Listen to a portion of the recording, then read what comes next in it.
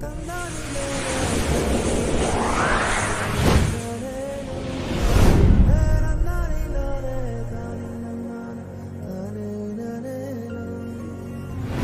हिंद किसान साथियों, एक बार फिर से स्वागत है आपके अपने YouTube चैनल खेती एक नई सोच में। चलो आज कुछ नया सीखते हैं।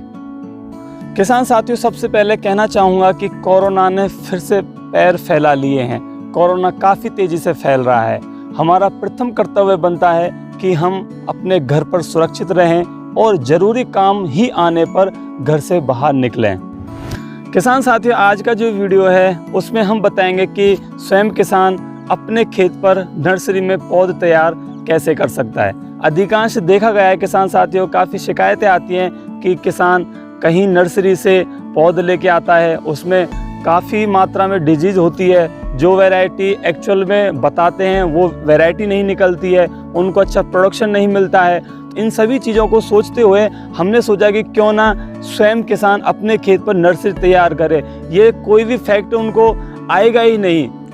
और किसान साथी, नर्सरी खुद तैयार करना, पौध खुद तैयार करना कोई बड़ी बात नहीं है, कोई मुश्किल चीज़ नहीं है।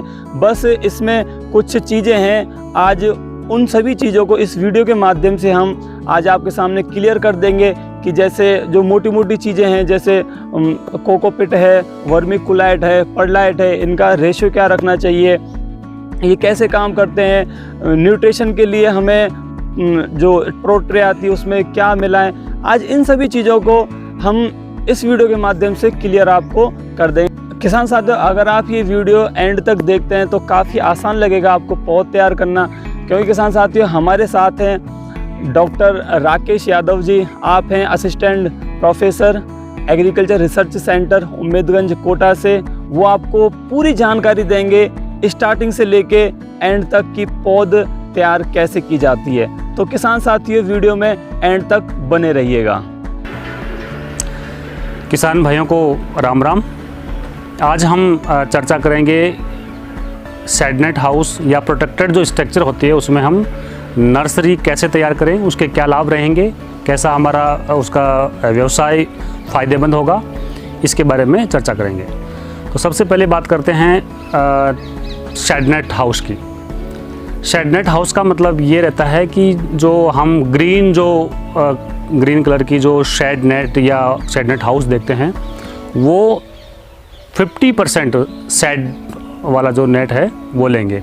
इसमें 2-3 टाइप के शेड नेट आते हैं, लेकिन हम 50% जो शेड नेट आता है वो इसमें काम में लेते हैं।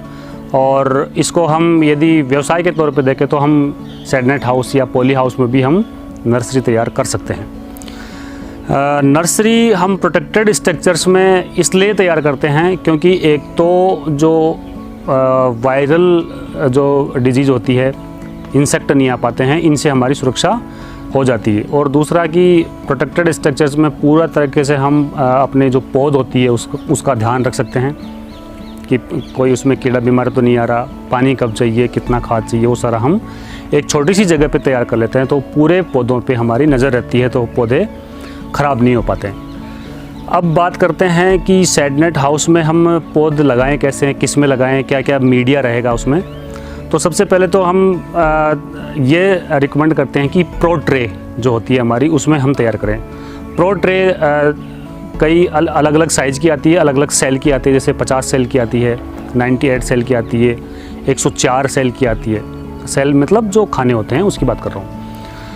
तो हम अपनी पौध किस तरह की है, यदि जैसे हम बात करते हैं कुकुरबिटेस जो क्रॉप होती है उसकी हम वैसे नर्सरी तैयार नहीं करते हैं, लेकिन जैसे सर्दियों में हम दिसंबर के महीने में या दिसंबर के लास्ट में यदि हम नर्सरी में प्रोट्रे में यदि उसको सीड लगा देते हैं कुकुरबिट्स के, तो हम 1 महीने अगेती फसल ले सकते हैं। तो उसको ऐसे कि ऐसे निकाल के उसमें अपनी जो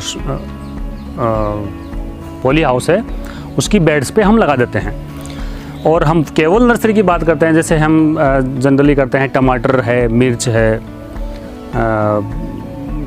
क्या कहते हैं, फूल गोभी है, पत्ता गोभी है, इनकी हम जब पौध तैयार करते हैं तो इनके लिए हम क्या करते हैं, प्रोट्रे लेंगे। प्रोट्रे में फिर हम मीडिया लेते हैं। अब मीडिया जो जनरली लेते हैं उसमें कोकोपीट रहता है, वर्मिकुलाइट रहती है, परलाइट रहता है। तो इसका रेशियो हम जनरली लगते हैं 3:1:1, मतलब 3 भाग हम लेंगे कोकोपीट, 1 भाग लेंगे वर्मिकुलाइट, 1 भाग लेंगे परलाइट। यदि हम ऐसा करते हैं तो, नहीं तो सामान्यतः किसान भाई केवल वर्मी कंपोस्ट पे भी तैयार कर लेते हैं, या वर्मी कंपोस्ट और कोकोपीट दोनों को मिला के भी काम में ले लेते हैं। तो वो आपकी उपलब्धता के हिसाब से हैं, आपकी सहूलियत के हिसाब से हैं और आपके इकोनॉमी के हिसाब से हैं, जो सस्ता पड़ता है उसमें हम कर ले। लेकिन जनरली हम कोकोपीट तो यूज करते हैं। कोकोपीट और वर्मिकुलाइट, परलाइट में क्या रहता है कि इनकी वाटर होल्डिंग की, जल धारण क्षमता अधिक रहती है और एक हल्का होता है, तो ट्रांसपोर्टेशन में भी प्रॉब्लम नहीं आती। वाटर होल्डिंग कैपेसिटी ज़्यादा होती है, तो लंबे टाइम तक वो उसकी नमी उसमें बरकरार रहती है। तो ये हम सामान्यतः करते हैं।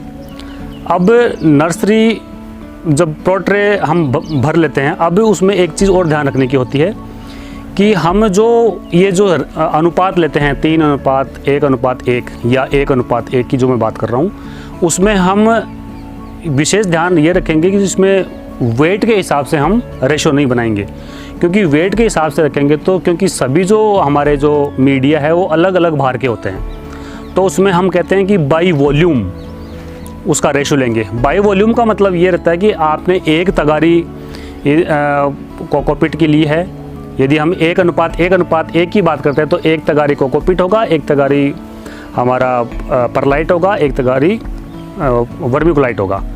तो बाई वॉल्यूम रखेंगे, बाई वेट नहीं रखेंगे। तो ये एक विशेष ध्यान रखने वाली बात है। अब हम ये जो रेशियो हमको चाहिए हमारी उपलब्धता के हिसाब से, हमने मीडिया ले लिया, इसमें हम प्लॉट ट्रे भर देंगे।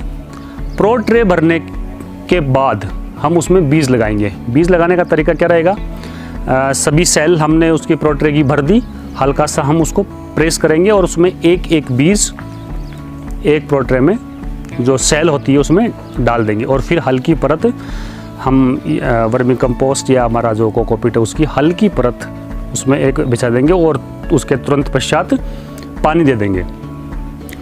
अब लगभग 8 से 10 दिन में ये बात कर रहा हूँ, लगभग अलग अलग जो फसलें होती हैं उनके बीज अलग अलग समय पे उगते हैं, तो हम ये बात मान के चलते हैं कि 8 से 10 दिन में बीज का जर्मिनेशन होना शुरू हो जाता है।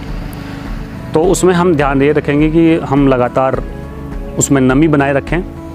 फिर जब जर्मिनेट हो जाता है तो हम पानी की जो फ्रिक्वेंसी है, जैसे कि क्योंकि पॉली हाउस में या नेट हाउस में वो गर्मी थोड़ी ज़्यादा रहती है, तो ये ध्यान रखें कि जो मीडिया है वो हमारा सूख नहीं पाए।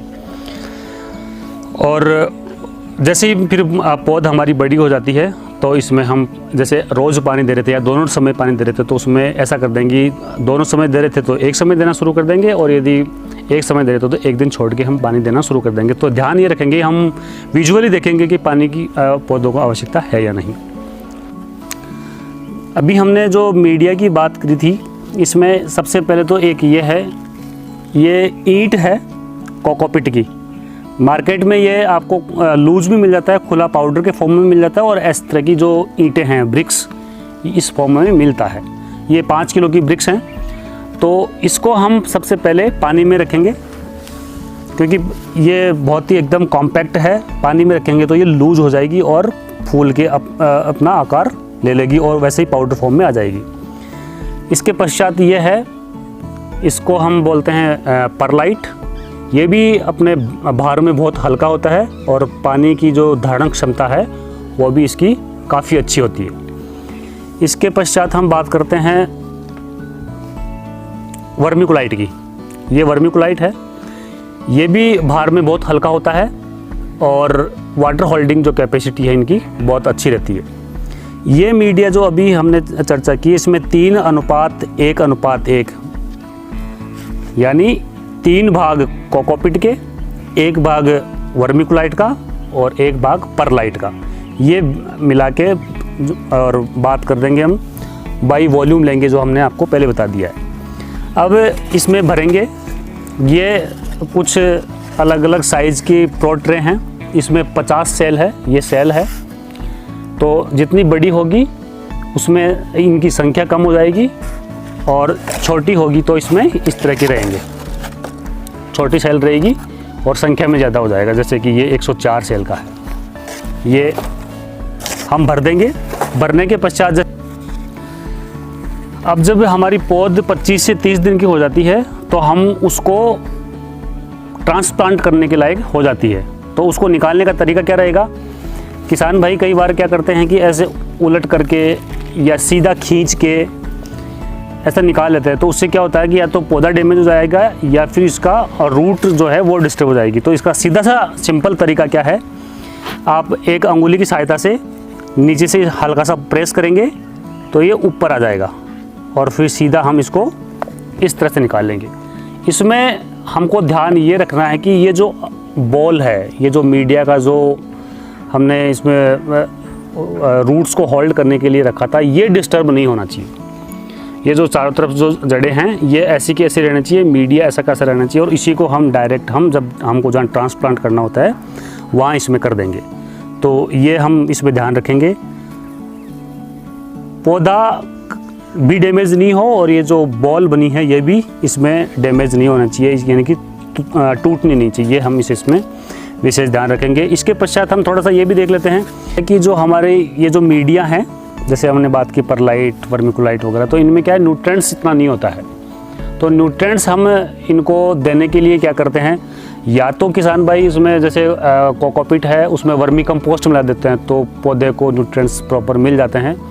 नहीं तो फिर हम जैसे पोषक तत्वों की कमी होती है तो हम ऊपर से भी इनको पोषक तत्व दे देते हैं। तो ऊपर से कैसे देंगे, हम जो NPK 19-19-19 है उसको भी हम इसमें स्प्रे करके उनको पौधों को दे सकते हैं। और इसके अलावा जो वर्मी वॉश होता है वो भी हम पौधों को इनको देंगे तो इनको प्रॉपर जो इनका पोषक तत्व है, नाइट्रोजन है, फॉस्फोरस है, पोटास है, तो इनकी पूर्ति उससे हो जाती है। तो ये हम विशेष ध्यान रखेंगे। फिर एक बात ये भी ध्यान रखेंगे, पौधा 25 से 30 दिन का हो गया तो उसमें ट्रांसप्लांटिंग, उसका पौध का स्थानांतरण परमानेंट फील्ड में कर देना चाहिए। नहीं तो फिर क्या होता है कि जैसे जैसे पौधा बड़ा होता जाएगा तो उसकी एक तो सर्वाइवल परसेंटेज है, उसका जो जीवन मतलब वहाँ परमानेंट खेत में पौधा एक तो बहुत धीरे चलेगा, उसकी अच्छी ग्रोथ नहीं होगी और प्रोट्रे में ही वो पीला पड़ जाएगा। तो ये भी हमको ध्यान रखना चाहिए कि समय पे अब उसमें ध्यान क्या रखेंगे कि पौधा हमारा ट्रांसप्लांटिंग के लायक हो गया तो उसमें 2-3 चीज़ें रहती है। या तो पौधे में 8 से 10 पत्ती आ जाती है, तब वो ट्रांसप्लांटिंग के लायक हो जाता है। और कैलेंडर की बात करते हैं तो लगभग 25 से 30 दिन में पौधा तैयार हो जाता है। तो एक ये भी इसका वो रहता है कि हम पौधा उसको ट्रांसप्लांट कर देते हैं। एक रहता है कि लगभग पौधा 10 से 12 सेंटीमीटर का हो जाए। वो डिपेंड करेगा आपके अलग अलग किस तरह के आप उसमें पौध ले रहे हैं। तो ये भी कुछ 2-3 साइन है कि हम उसको ट्रांसप्लांट करने के लिए लायक हो गया पौधा। तो ये भी हम इसमें विशेष ध्यान रखेंगे।